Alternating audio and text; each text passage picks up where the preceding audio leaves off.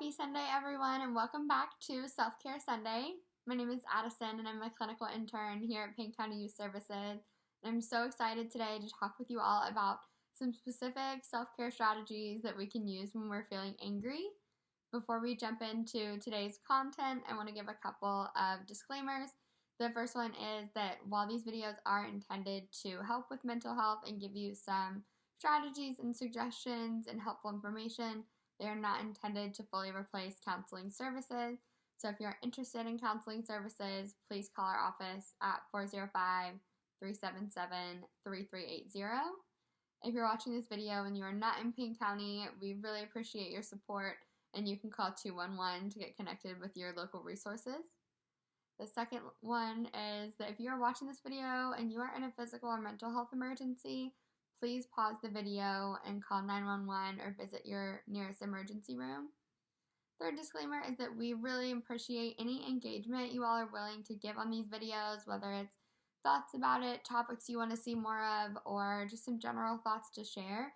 But please be aware that because these videos are posting on YouTube, that community members can see your comments. So if you have some more personal comments or suggestions or want to have a conversation about this topic or another one with a counselor, please utilize the number that I just gave for our office, which will also be posted in the description of this video. All right, well, I am really excited for this topic because sometimes this is the time where I kind of least want to utilize self-care, is when I'm feeling angry. So I want to start out by normalizing anger.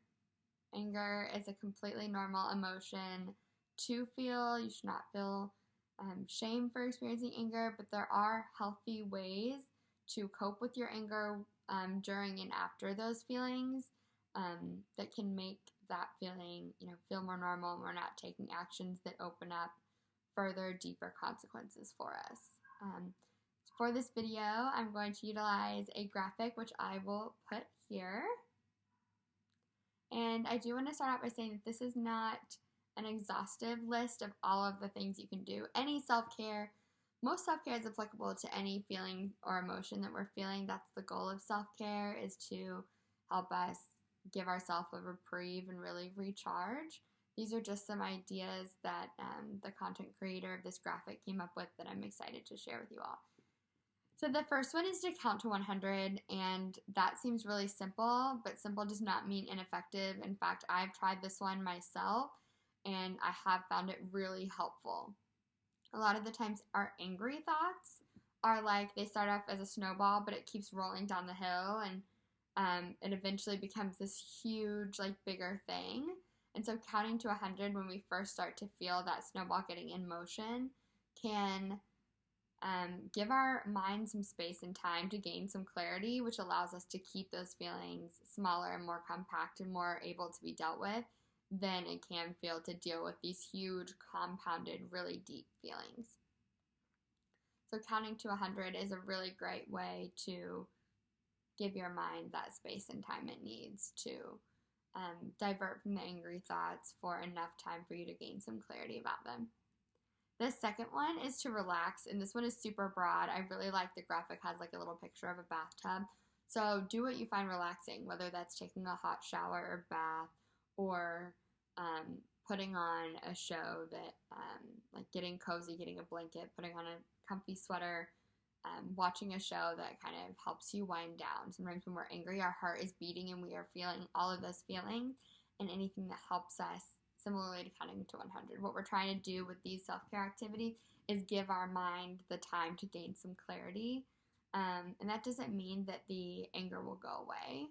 It is helping us take care of ourselves as we process through those feelings. So the next one is to hit the gym. I really like this one. We recently talked with Alicia, a counselor at Payne County Youth Services, in our Coffee with a Counselor videos, which you can find on Facebook, about the impacts of physical exercise on mental health. And that whole video gives great examples of why, when we're feeling deeper emotions or any emotions that are detrimental to our detrimental to our mental health, that physical exercise can really help with that. getting our heart beating again brings us that mental clarity, helps us release some of that pent-up energy as well. A great one for physical exercise. This one says hit the gym, but I do want to make that really broad. There are activities to get our heartbeat up. So, lifting weights, taking a jog, doing some yoga, things like that, just to reconnect with our physical body can help when we're feeling angry. The next one is to talk it out. And this one can feel like the most difficult and most vulnerable one in certain situations. And I do want to give a little disclaimer is you know your life and your circumstances and your abilities the best. So if this is one where it will make it worse, or if that's what does, add more snow to that.